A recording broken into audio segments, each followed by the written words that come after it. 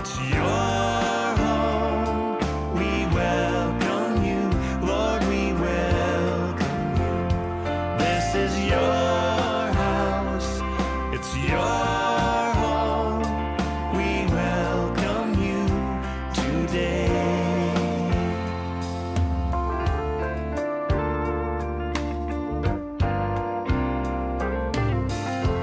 As we offer up our hearts and lives, let them be a living sacrifice. Have your way. Be glorified in everything we do. Yes, Lord. Be glorified in everything we say. And have your way. This is your house. It's your home. We welcome you, Lord, we welcome you. This is your house. It's your home. We welcome you today. As we pray, oh Lord, draw near. It's your voice we long to hear. Oh, we long to hear from you, 'cause this is your house. It's your home. We welcome you, Lord, we welcome. This is your house. It's your home. We welcome you today. It's your house. This is your house. It's your home. We welcome you, Lord, we welcome you. This is your house. It's your home. We welcome you today. We welcome you today. Yes, we do. We welcome you today. Oh, yes.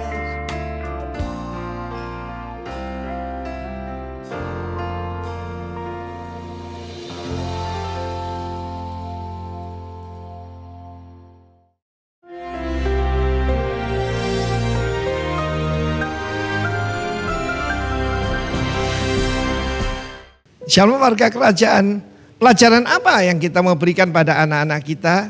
Yaitu menghargai dan mengelola keuangan. Kita lihat banyak orang itu bermasalah terutama karena tidak bisa mengelola keuangan dengan baik. Kita belajar pada hikmat yang ada firman Allah yang diterapkan oleh orang-orang Israel, orang-orang Yahudi. Kalau dia punya anak akan diajarkan, ini ada 5 celengan ya. Maka kalau dia punya yaitu $10 ya, $10, maka yang pertama itu persepuluhan. 1. Yang kedua persembahan. Sebab persepuluhan aja itu belum menabur. Ya, ini baru persembahan. Lalu yang ketiga adalah saving, menabur. Menabung maksudnya ya, menabung. Ini menabur, ini menabung. Lalu yang ini ya adalah investment. Investmentnya $2 ya.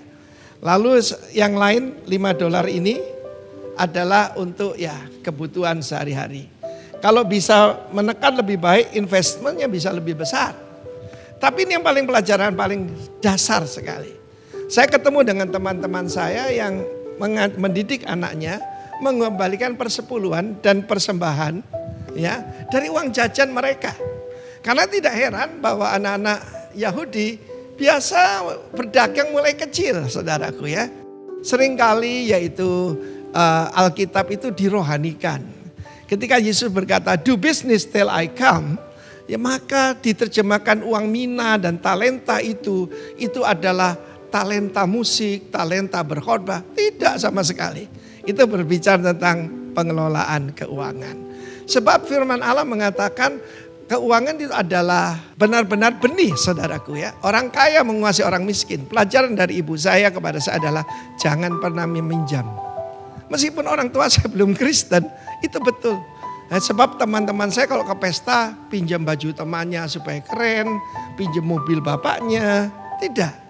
Kita diajarkan untuk transparan ya. Dan orang yang menabur kecurangan akan menuai bencana. Tongkat amarahnya akan habis binasa. Dan satu lagi diajarkan generosity. Orang yang baik hati akan diberkati. Has a bountiful eye. Alkitab mengatakan tentang mata jahat dan mata baik. Mata baik itu apa? Selalu belas kasihan pada orang lain. Ya, karena yang membagi rezekinya dengan si miskin. Bahkan dikatakan bukan mata aja, tapi tangan diberkati kalau suka berbagi, saudara ya. Karena itu di dalam hidup saya terapkan apa yang dididik oleh orang tua saya. Ternyata sesuai firman Tuhan, saudara. Ya, jangan pernah meminjam. Pakar perbankan kita yaitu Bapak Mokhtar Yadi. Begitu beliau menjadi Kristen. Sebab ketika waktu orang keturunan Tionghoa itu berpikir gini, kita ini boleh meminjam asal niat mengembalikan atau tidak lebih dari aset kita, ya. Saudaraku, orang Israel tidak pernah meminjam. Dan dia pada waktu tahun 97 sebelum krisis moneter mengembalikan hutang luar negeri berupa dolar. Dan beliau diselamatkan dan apa yang terjadi? Ya kita lihat Lipo Group jadi naik waktu itu. Saya punya seorang teman nama perusahaannya PT 46. Saya kira PT 46 itu maaf ya BNI 46 saudara. Saya tanya itu ada hubungan dengan BNI 46? Oh tidak Pak, saya tidak pernah meminjam. Jadi berbagailah orang yang tidak punya hutang, ya mungkin dianggap bodoh, tidak cepat kaya, nggak apa-apa. Tapi dikumpulkan sedikit demi sedikit menjadi melimpah. Saya sejak 30 tahun yang lalu mengajarkan prinsip ini dan look at me. Dan orang-orang mengikuti tidak stres pada waktu Corona Academy. Tuhan memberkati kita semua. Biarlah semua saudara tidak ada yang jadi budak karena berhutang. Tuhan memberkati. Amin.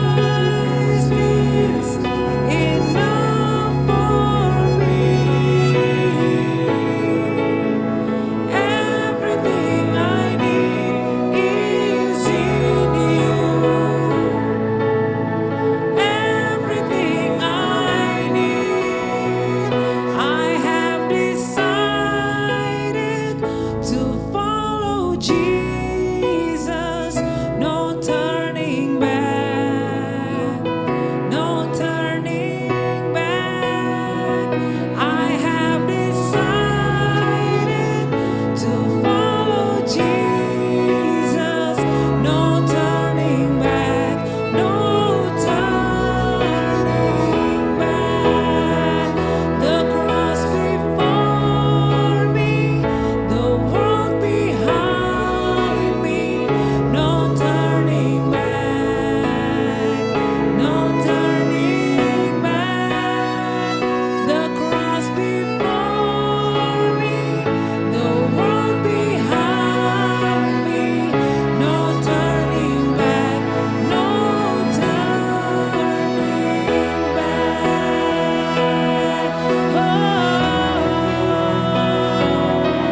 Kau cukup bagi kami, Tuhan. Gunung batu pengharapan,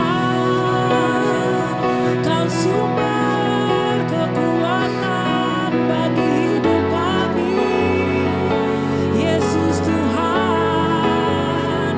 Segala yang kami perlu ada di dalam-Mu, Yesus. Kami bersyukur Bapa. Segala pujian, segala hormat, sembah dan syukur kami bagi-Mu, Yesus.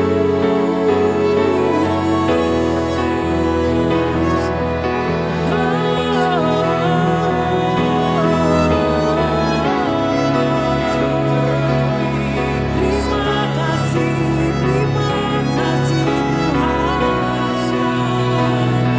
Kau yang terbesar,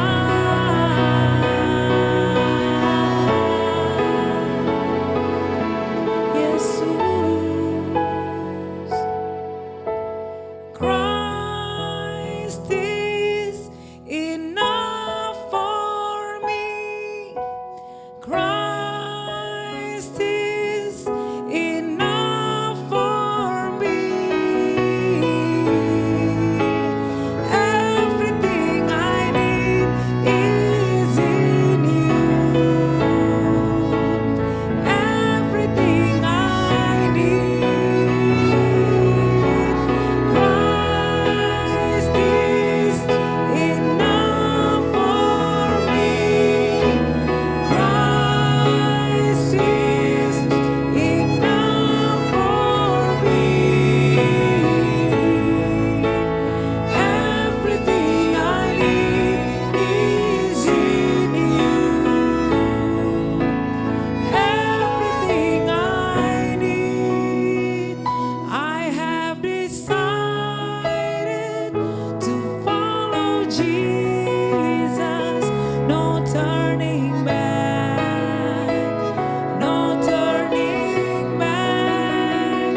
I have decided to follow Jesus, no turning back, no turning back.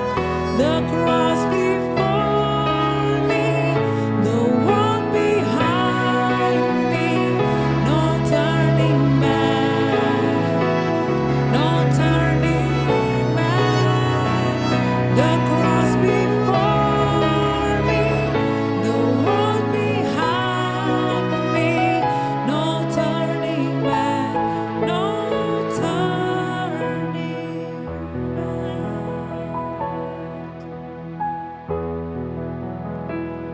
For You are great, You do miracles so great. There is no one else like You. There is no one else like You. For You are great, You do miracles so great. There is no one else like You. There is no one else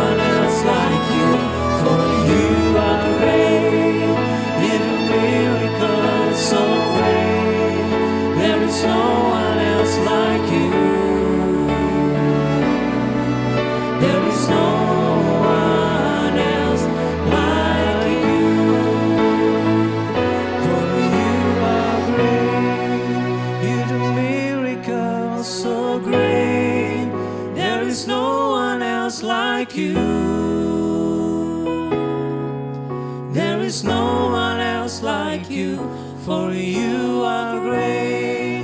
You do miracles so great. There is no one else like you. There is no one else like you. There is no one else like you. There is no one else like you.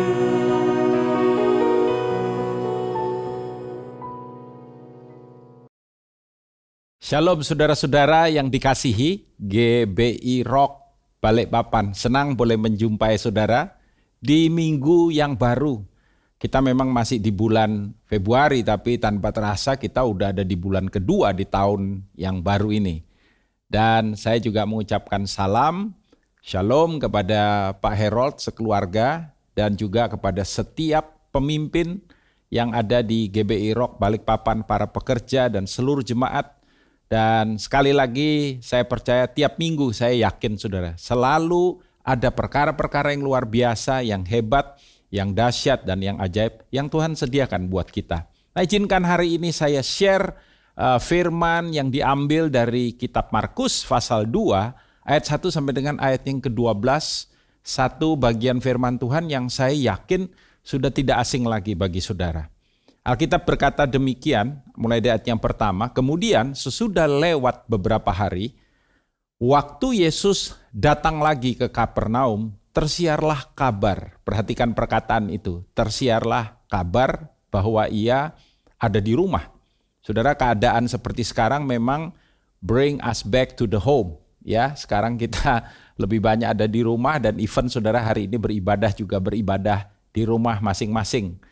Tetapi selama Yesus ada di sana, tidak masalah. Maka datanglah orang-orang berkerumun sehingga tidak ada lagi tempat. Bahkan di muka pintu pun tidak. Sementara ia memberitakan firman kepada mereka. Ada orang-orang datang membawa kepadanya seorang lumpuh digotong oleh 4 orang.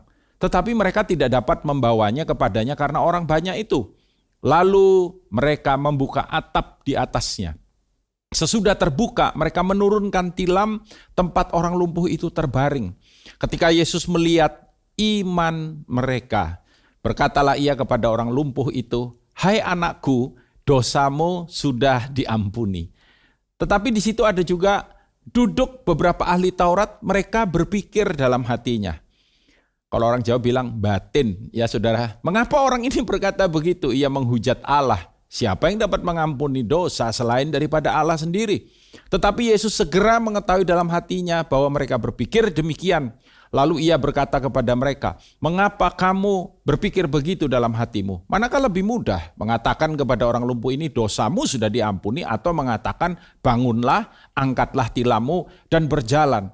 Tetapi supaya kamu tahu bahwa di dunia ini anak manusia berkuasa mengampuni dosa, berkatalah ia kepada orang lumpuh itu, kepadamu kukatakan, bangunlah, angkatlah tempat tidurmu, dan pulanglah ke rumahmu. Dan orang itu pun bangun, segera mengangkat tempat tidurnya dan pergi keluar di hadapan orang-orang itu, sehingga mereka semua takjub, lalu memuliakan Allah. Katanya, yang begini belum pernah kita lihat.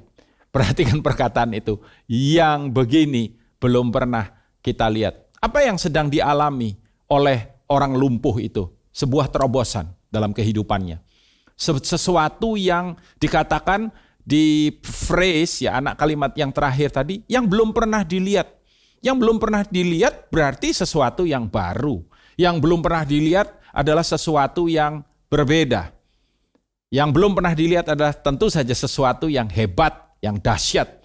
Ya, semuanya kalau kita boleh rangkum itu tadi, ada sebuah breakthrough yang sedang terjadi, yang dialami oleh orang lumpuh ini. Saudara perlu tahu siapa Tuhan kita. Salah satu daripada nama Tuhan kita yang dahsyat dicatat dalam kitab 2 Samuel pasal yang ke-5 ayat yang ke-20. Alkitab berkata demikian, lalu datanglah Daud di Baal Perasim dan memukul mereka kalah di sana. Berkatalah ia, ini, Tuhan telah menerobos musuhku Di depanku seperti air menerobos. Sebab itu orang menamakan tempat itu Baal Perasim.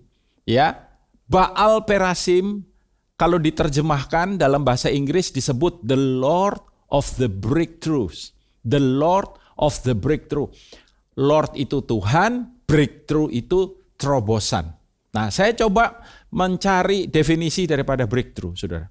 Dalam konteks tentu saja kekristenan, ya. What is breakthrough? Breakthrough dikatakan God breaks open a new realm in the spirit and He brings us through.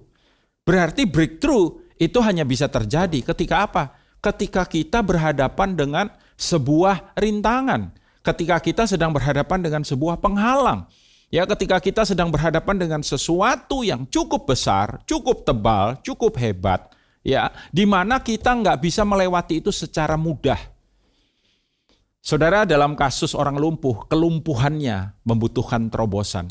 Dan Tuhan kita adalah Allah penerobos, the Lord of the breakthrough. Sebetulnya istilah Baal itu kalau diterjemahkan secara umum adalah Tuhan. Ya, even hari ini di negara kita, di bangsa kita ini, semua orang percaya Tuhan. Tapi Tuhan yang seperti apa? Nah, saudara, Tuhan yang Peres, ya, Perazim, dari kata Peres, yang breakthrough, yang merobos. Saya percaya kalau Tuhan, Baal Perasim ada dalam hidup saudara, terobosan pasti terjadi. Pertanyaannya hari ini, saudara, adakah kelumpuhan yang saudara sedang alami? Kelumpuhan ekonomi, pekerjaan, bisnis, kelumpuhan dalam hubungan, persahabatan, pernikahan, keluarga. Ya, mungkin hubungan suami istri sudah tidak kayak dulu lagi ketika pada waktu baru menikah. Hubungan suami istri sudah tidak seperti pada waktu newlywed. Ya, hubungan suami istri sudah tidak ada gairah lagi di dalamnya. Seperti menghadapi sebuah tembok yang tebal. Atau pekerjaan yang dulu lancar, pekerjaan yang dulu baik karena pandemi ini.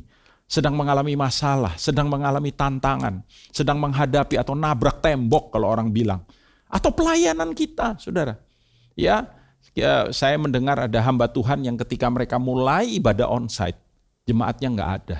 Dia sedang berhadapan dengan sebuah tembok tebal dalam pelayanannya. Dan itu tentu saja sesuatu yang tidak mudah. Tetapi kita melihat dari apa yang dicatat di dalam firman Tuhan, bahwa hari itu terjadi terobosan. Saya berdoa hari ini, sementara saudara mendengarkan kebenaran firman ini, terobosan terjadi dalam kehidupan saudara. Terobosan dalam bidang apa, Pak? Dalam bidang apa aja ya yang saudara butuhkan. Kita tahu bagaimana cerita ini berakhir dengan penuh sukacita. Saudara, bukan hanya happy ending, ini joyful ending.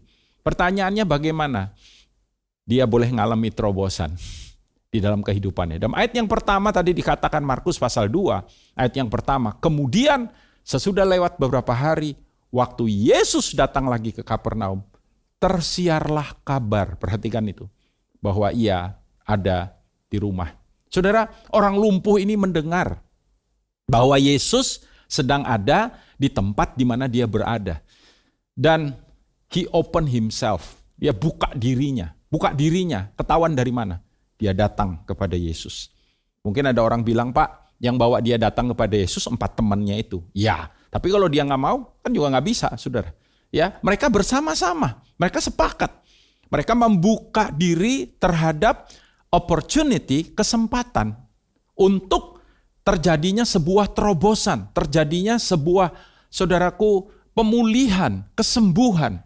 Ya, bahkan kalau kita lihat nanti pemulihannya total. Selalu yang Tuhan kerjakan. Tuhan gak pernah kerjakan separuh-separuh.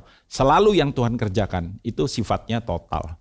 Haleluya. Ya, itu terjadi. Saudaraku, attitude yang sama dimiliki oleh seorang perempuan yang 12 tahun sakit pendarahan. Dalam firman dalam Markus 5 ayat 27 dikatakan dia sudah mendengar berita-berita tentang Yesus. Dia udah dengar. Maka di tengah-tengah orang banyak itu ia mendekati Yesus dari belakang dan menjamah jubahnya. Wanita ini membuka dirinya, wanita ini meresponi keberadaan Yesus di daerahnya, di tempatnya. Ada banyak orang tidak mengalami atau tidak bisa mengalami terobosan. Kenapa? Karena dia tidak berespon dengan cukup.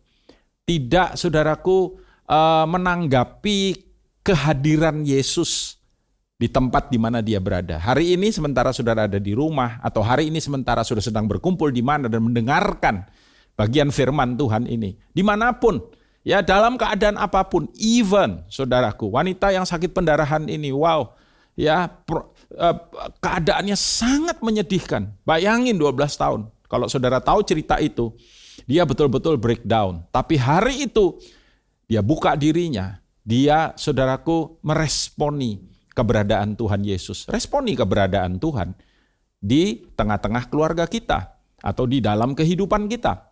Perwira Romawi dalam Lukas 7 ayat 3 juga melakukan yang sama. Ya, dia mengharapkan kesembuhan untuk hambanya. Lukas 7 ayat 3 berkata ketika perwira itu mendengar tentang Yesus, ia menyuruh beberapa orang tua-tua Yahudi kepadanya untuk memohon, untuk meminta supaya ia datang dan menyembuhkan hambanya. Pada dasarnya mereka semua menyediakan sebuah ruang dalam kehidupan mereka agar Tuhan hadir di sana. Dan Tuhan kalau hadir, dia nggak sekedar hadir, kuasanya bekerja di tengah-tengah kita. Dalam 2 Raja-Raja pasal 4, ayat 9 dan ayat yang ke-10 ini cerita tentang seorang perempuan yang berkata kepada suaminya, saya bacakan ayatnya, dikatakan sesungguhnya aku sudah tahu bahwa orang yang selalu datang kepada kita itu adalah abdi Allah yang kudus. So this is actually talking about the work of the Holy Spirit. Ya, ini berbicara tentang pekerjaan Roh Kudus. Hamba Allah ini adalah perwakilan daripada the ministry of the Holy Spirit, pekerjaan daripada Roh Kudus, pelayan pada Roh Kudus. Lalu dikatakan begini, perhatikan ini, baiklah kita membuat sebuah kamar atas yang kecil yang berdinding batu, menaruh di sana baginya sebuah tempat tidur, meja, kursi, dan kandil. Lalu dikatakan begini, purpose-nya apa? Maka apabila ia datang kepada kita, ia boleh masuk ke sana. He prepared a room, ya, for a miracle. Dia menyediakan ruang untuk mujizat terjadi, untuk terobosan terjadi, untuk lawatan terjadi. Dan kita tahu dari cerita itu, kalau saudara baca 2 Raja-Raja saudaraku pasal 4 tadi, maka wanita itu mengalami mujizat dalam kehidupannya. Ya, dia nggak punya anak, dia dikasih anak. Anaknya sempat mati, bangkit, saudara. Nomor 1, buka diri saudara terhadap kehadiran Tuhan di dalam kehidupan saudara. Tapi cukupkah itu? Ternyata enggak. Kita belajar dalam ayat yang ketiga, orang lumpuh ini, ayat ketiga berkata begini, ada orang-orang datang membawanya. Seorang lumpuh digotong 4 orang. Saya percaya ini bicara tentang komunitas. Saudara ingin alami terobosan? Saudara bergaul dengan siapa? Ya, ada quotes yang ini bukan dari saya kutip dari sebuah tulisan. Berkata begini, show me your friends and I'll know who you are. Kasih tahu saya teman-teman kamu siapa, dan saya tahu kamu orang yang seperti apa. Atau lebih gawat lagi dikatakan begini, show me your friends and I'll show your future. Beritahu saya kamu bergaul dengan siapa aja, dan saya akan kasih tahu masa depan kamu. Hati-hati dengan pergaulan. Ya, Alkitab berkata pergaulan yang buruk merusakkan kebiasaan yang baik. Karena itu pilih, 1, saudara harus ada di komunitas. Jangan pernah hidup sendirian. Makanya Alkitab bilang tidak baik manusia itu seorang diri saja. Ya, kita perlu bermasyarakat. Dan kita dalam konteks yang lebih, saudaraku, dalam, kita perlu ada di kumpulan orang. Ya, kalau saya bilang komunitas, itu kumpulan orang. Komsel. Ya, saudara. Lalu kemudian peers kita. Kenal dengan sebanyak mungkin orang, tapi berteman harus dipilih. Ya, berteman, saudaraku, bertemanlah dengan siapa? Nah, Alkitab memberi petunjuk. Mazmur 101 ayat 6 misalkan berkata demikian. Mataku tertuju kepada orang-orang yang setiawan di negeri, supaya mereka diam bersama-sama dengan aku. Orang yang hidup dengan cara yang tak bercela akan melayani aku. Orang yang setiawan, orang yang hidup dengan cara yang tak bercela. Mazmur 119 ayat 63. Aku bersekutu dengan semua orang yang takut kepadamu dan dengan orang-orang yang berpegang pada titah-titahmu. Perhatikan itu, saudara. Ayat firman Tuhan. Bawa diri saudara, libatkan diri saudara, dan taruh diri saudara di Komunitas yang benar, komunitas yang takut akan Tuhan, komunitas yang mengasihi Tuhan, komunitas yang saudaraku hidupnya itu berpegang pada kebenaran firman Tuhan. Bukan komunitas sembarangan, bukan teman-teman sembarangan, enggak. Ya, karena dengan siapa saudara bergaul, saudara akan jadi seperti itu. Burung dikatakan terbang dengan yang bulunya sama. Ya, nggak mungkin burung gereja. Kalau orang Jawa bilang emprit ya saudara ya, itu kumpul sama Raja Wali. Nggak bisa. Raja Wali akan kumpul sama Raja Wali. Saudara. Dan orang lumpuh ini ada di komunitas yang tepat. Komunitas yang membawa dia hari itu ngalami terobosan dalam kehidupannya. Coba dia ada di komunitas yang lain. Mana ada teman yang bela-belain saudara. Bawa, waduh banyak orang waktu mereka sampai dia bilang, aduh bro udah cari parkir susah ya. Kita nggak bisa masuk lagi. Oh tapi komunitasnya ini komunitas yang luar biasa. Kenapa? Karena mereka tidak menyerah pada keadaan. Ya, si lumpuh ini juga nggak bilang, aduh ya udah mungkin kehendak Tuhan ya, saya lumpuh seumur hidup. Saya percaya dengan kelumpuhan saya bisa memuliakan Tuhan. Kenapa kita nggak coba? Mereka bilang. Ya, instead why not? Katanya. Kenapa kita nggak coba? Dan mereka bersemangat. Dan kita tahu apa yang mereka lakukan. Saya tahu dari mana semangatnya saudara. Mereka bongkar atap, bayangin. Ya, Markus pasal 2 ayat yang keempat. Tetapi mereka tidak dapat membawanya kepadanya. Karena orang banyak itu nggak bisa going through. Kenapa? Terlalu banyak orang. Di depan pintu aja udah banyak orang. Ya, dan mungkin ya saya nggak tahu apa yang terjadi. Mungkin mereka juga saking banyak kan pada desek-desekan. Sehingga teman-temannya juga nggak bisa coba bawa ya. Meskipun mereka mungkin teriak-teriak air panas, air panas, air panas. Tetap aja cuek. Akhirnya mereka dapat ide yang revolusioner. Udah bongkar atap. Kalau kita baca Alkitab kayaknya gampang bongkar atap. Bongkarnya gampang, nutupnya saudara. Ya, bayangin ketika revival itu selesai, KKR itu berhasil. Yang punya rumah bilang, bro, jangan pulang dulu. Ya, enak aja lu mau main bongkar. Sekarang coba. Orang Surabaya bilang, balik no bro. Kata, ya, ayat yang keempat berkata Markus 2. Tetapi mereka tidak dapat membawanya karena orang. Lalu membuka atap. Dan sesudah terbuka, mereka menurunkan tilam tempat orang lumpuh itu terbaring. Saya bersyukur the crippled man, orang lumpuh ini tidak punya yang disebut dengan defeating mentality. Mentalitas kalah atau grasshopper mentality. Mentalitas belalang dikatakan. Mereka menolak untuk menyerah. Mereka membuka diri mereka dan menyediakan diri mereka agar terobosan terjadi. Tapi itu bisa terjadi karena apa saudara? Karena orang-orang yang bersama dengan dia dan dia sendiri si lumpuh itu bersemangat. Ya, Amsal 18 ayat 14 berkata demikian. Orang yang bersemangat dapat menanggung penderitaannya. Tetapi siapa yang akan memulihkan semangat yang patah? Saya mau katakan kepada saudara hari ini. Kalau saudara udah merasa give up, mau menyerah, bukan hanya give up, mungkin fed up bahasa Inggrisnya. Udahlah kalau mau mati ya udah mati biar aja. Saudara, bangkit, haleluya, tetap semangat. Terjemahan bahasa Indonesia sehari-hari Amsal 18 ayat 14 ini bagus. Dikatakan oleh kemauan untuk hidup orang dapat menanggung penderitaan. Hilang kemauan itu, hilang juga segala harapan. Segala loh saudara. Kalau segala itu berarti semua. Ya, karena itu be enthusiastic. Perkataan enthusiasm, antusias kan saudara tahu ya. Dari kata en dan theos. Theos Tuhan, en di dalam. Yang enthusiastic itu in God, di dalam Tuhan. Makanya orang yang bersemangat itu menyenangkan, saudara. Kita senang berteman dengan teman-teman yang bergairah, ya saudara. Dalam ada satu case ya dalam Matius pasal 20 ayat 30 sampai dengan 32. Saya bacakan buat saudara. Yang menunjukkan kepada kita bagaimana keinginan kita untuk tidak menyerah, semangat kita yang tidak gampang patah, dan gairah yang bergebu-gebu itu menarik minat Tuhan loh saudara.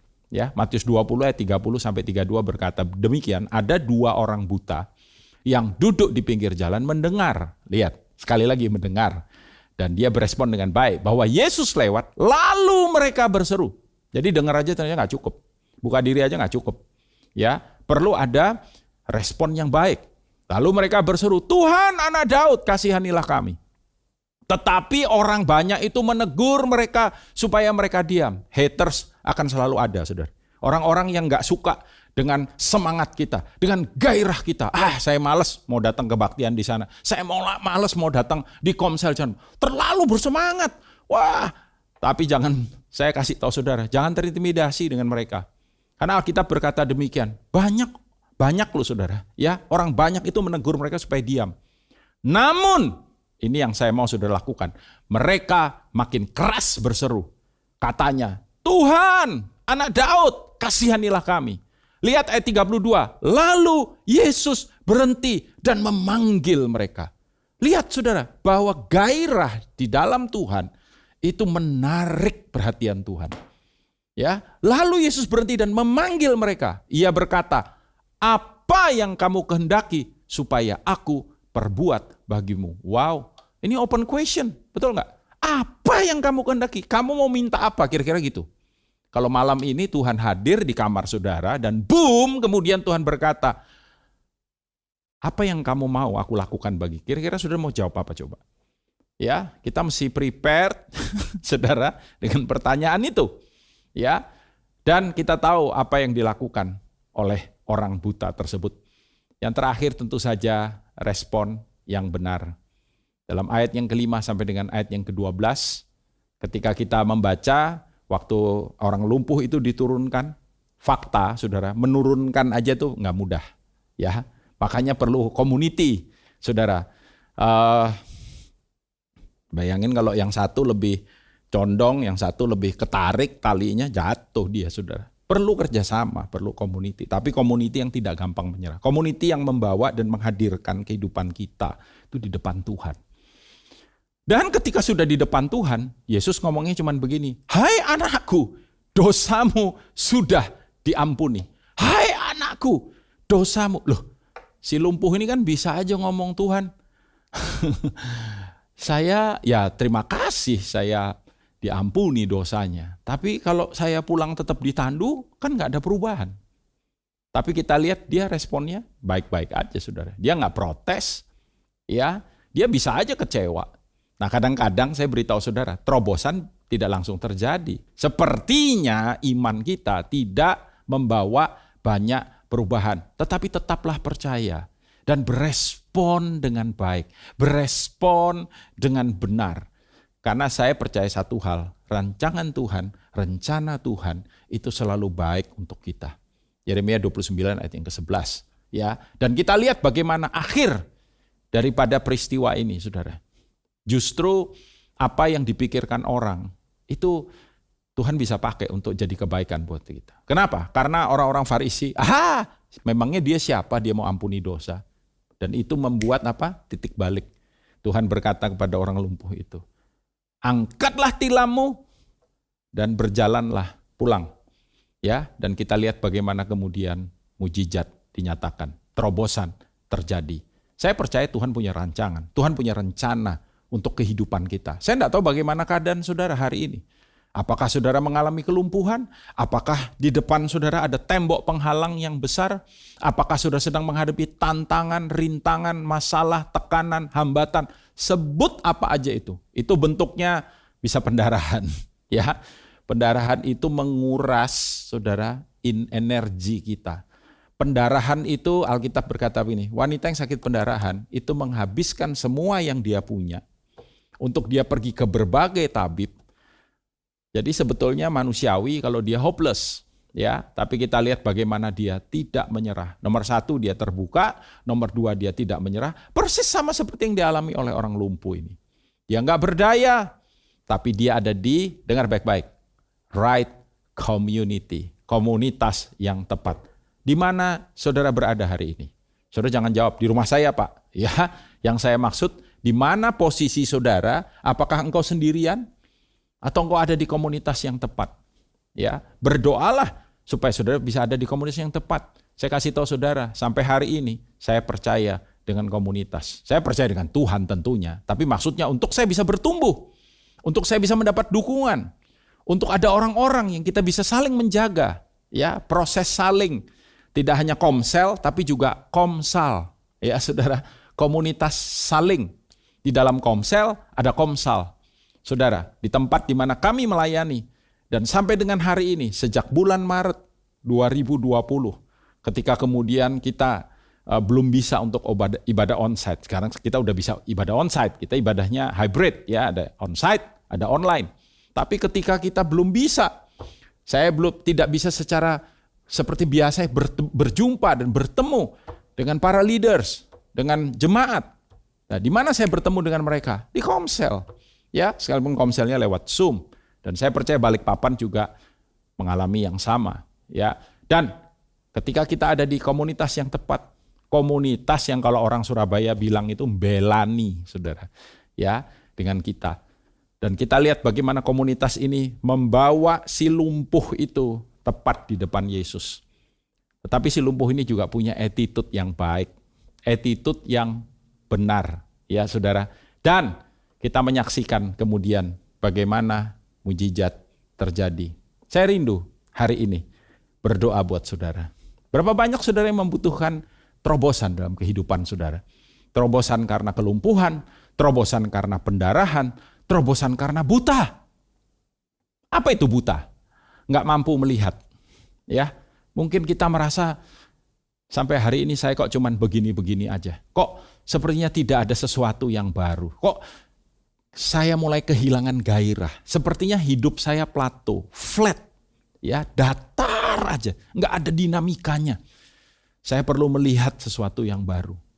Saudara, atau mengalami kematian seperti anak daripada janda itu. Saya percaya saudara, ketika kita membuka diri kita, ketika kita ada di community yang tepat, ketika kita berespon dengan baik, dan ketika kita menyediakan ruang untuk Tuhan bekerja di situ, terobosan terjadi, mujizat terjadi, and you will never be the same again. Engkau tidak akan pernah sama lagi. Mari kita berdoa. Bapa, terima kasih untuk hari yang luar biasa. Terima kasih untuk waktu di mana kami boleh mendengar akan firman-Mu. Firman yang ajaib, firman yang berkuasa, firman iman, firman yang menyatakan akan pribadi-Mu sendiri. Karena Engkaulah sang firman, Tuhan Yesus. Dan biar kiranya hari ini hamba-Mu berdoa untuk setiap umat-Mu. Taruh tangan kiri saudara di dada saudara. Angkat tangan kanan saudara. Setiap saudara yang memerlukan terobosan, biar kiranya Baal Perasim memanifestasikan dirinya dan hidupnya di setiap rumah tangga, di setiap ruang, dimanapun anak-anakmu berada hari ini. Di dalam nama Yesus, biar boleh terjadi breakthrough, terobosan. Terobosan, I speak breakthrough in the name of Jesus. Dalam nama Yesus. Di dalam usaha pekerjaan, di dalam pelayanan, di dalam keluarga, di dalam hubungan, di dalam setiap hal, di dalam kehidupan anak-anakmu. Biar kiranya itu terjadi. Minggu ini boleh menjadi minggu ajaib, minggu mujizat, minggu kedahsyatanmu dinyatakan. Ucap syukur ya Bapa, kemuliaan bagi namamu. Sempurnakan doa ini Tuhan, dalam nama Yesus. Haleluya. Semua yang percaya katakan sama-sama. Amin, amin, amin. Selamat hari Minggu. Tuhan memberkati Rock Balikpapan. Shalom. Puji Tuhan, kita akan masuk dalam perjamuan kudus pada pagi hari ini. Mari kita siapkan hati kita untuk menerima tubuh dan darah dari Tuhan Yesus Kristus. Mari kita berdoa bersama-sama. Bapak, terima kasih untuk firman Tuhan yang sudah kami dengar pada pagi hari ini. Dan saatnya kami akan menerima perjamuan kudus, tubuh dan darah-Mu Tuhan. Terima kasih, kami percaya kami sudah dilayakan untuk menerima dan menyatu dengan tubuh dan darah-Mu Tuhan. Di dalam nama Tuhan Yesus Kristus, roti dan anggur dikuduskan dalam nama Yesus. Kami terima dengan sukacita. Haleluya. Amin. Amin. Mari Bapak Ibu bagikan anggur dan roti kepada anggota keluarga di rumah. Sekarang kita bangkit berdiri bersama-sama. Oke, sekali lagi saya ingatkan terus bahwa di Rock Center tersedia paket-paket perjamuan, roti dan anggur perjamuan bagi jemaat yang mau mengambilnya. Bisa ambil kapan saja setiap hari, mulai dari hari Senin sampai hari Minggu, jam 7 pagi sampai jam 7 malam. Satu paket isinya 5 roti dan 5 anggur untuk satu orang selama 1 bulan. Oke, sekarang kita angkat tinggi-tinggi roti di tangan kanan kita.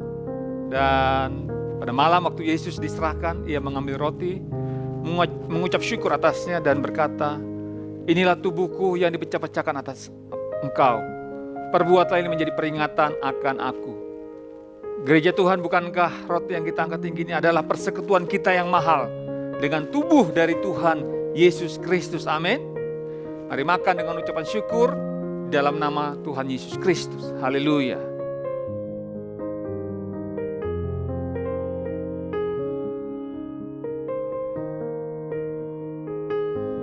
Terima kasih Tuhan.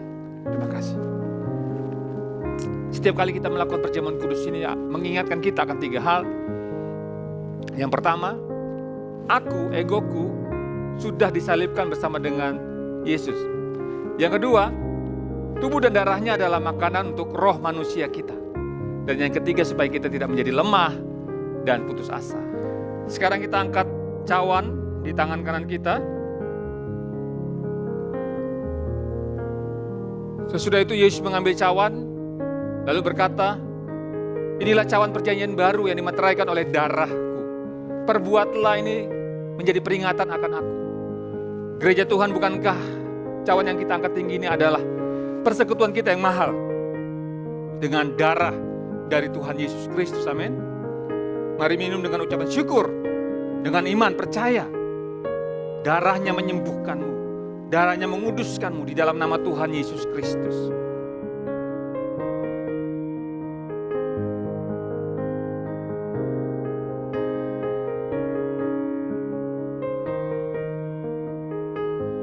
Terima kasih Bapak, terima kasih. Kami bersyukur untuk tubuh dan darah-Mu, karya salib-Mu, kasih-Mu yang kami terima sampai hari ini.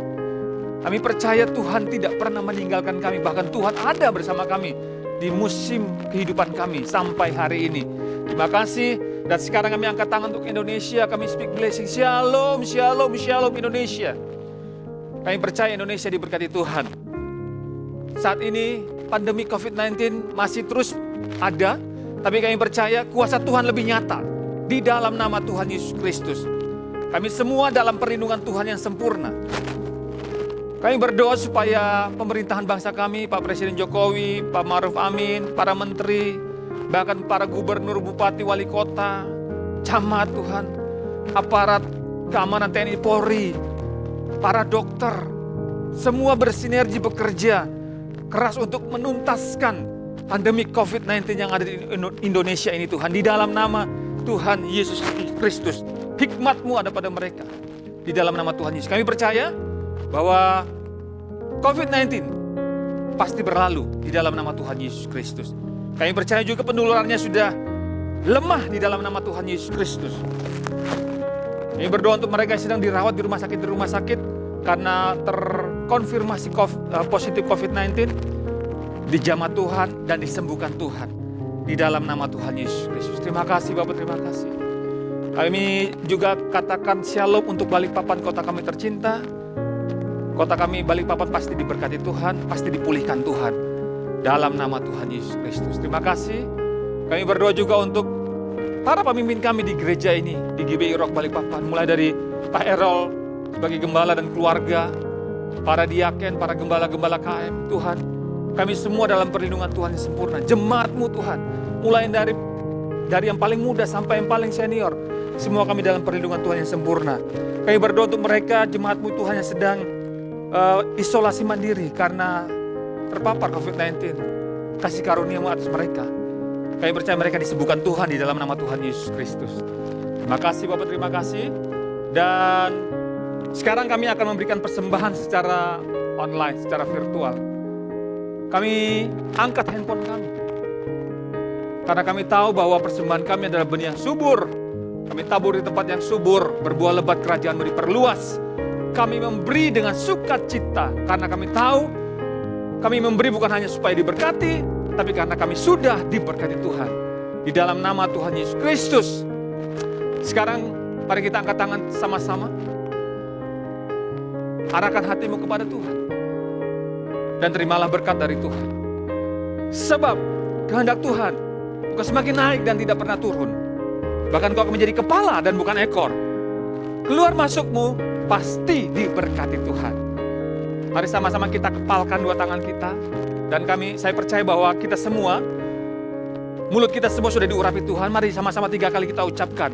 Apa saja yang saya buat dengan tangan saya ini, pasti berhasil, sehat, dan beruntung. Lagi, apa saja yang saya buat dengan tangan saya ini pasti berhasil, sehat, dan beruntung. Sekali lagi sama-sama dengan iman katakan, apa saja yang saya buat dengan tangan saya ini pasti berhasil, sehat, dan beruntung.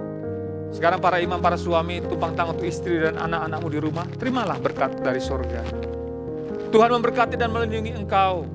Tuhan menyinari engkau dengan wajahnya, memberikan kasih karunia, dan menghadapkan wajahnya kepadamu, memberikan shalom, demi sejahtera sukacita, berlimpah-limpah dalam pengharapan, mulai hari ini sampai selama-lamanya. Dalam nama Tuhan Yesus Kristus. Haleluya. Amin. Amin, amin, amin.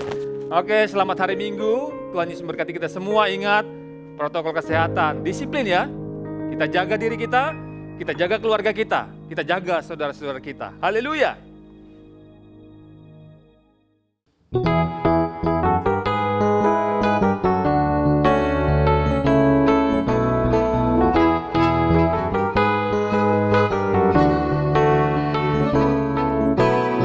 Amazing grace, how sweet the sound that saved a wretch like me.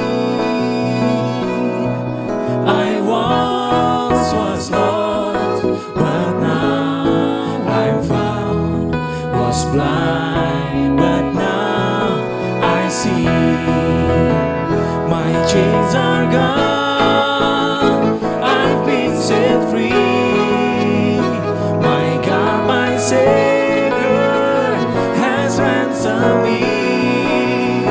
And like a flood, His mercy reigns. Unending love, amazing grace.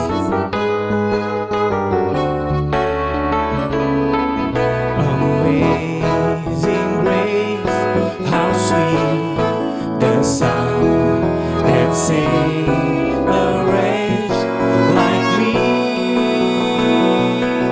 I once was lost, but now I'm found. Was blind, but now I see. My chains are gone, I've been set free. My God, my Savior has ransomed me. And like a flood, His mercy reigns. Unending love, amazing grace. My chains are gone, I've been set free. My God, my Savior has ransomed me. And like a flood, His mercy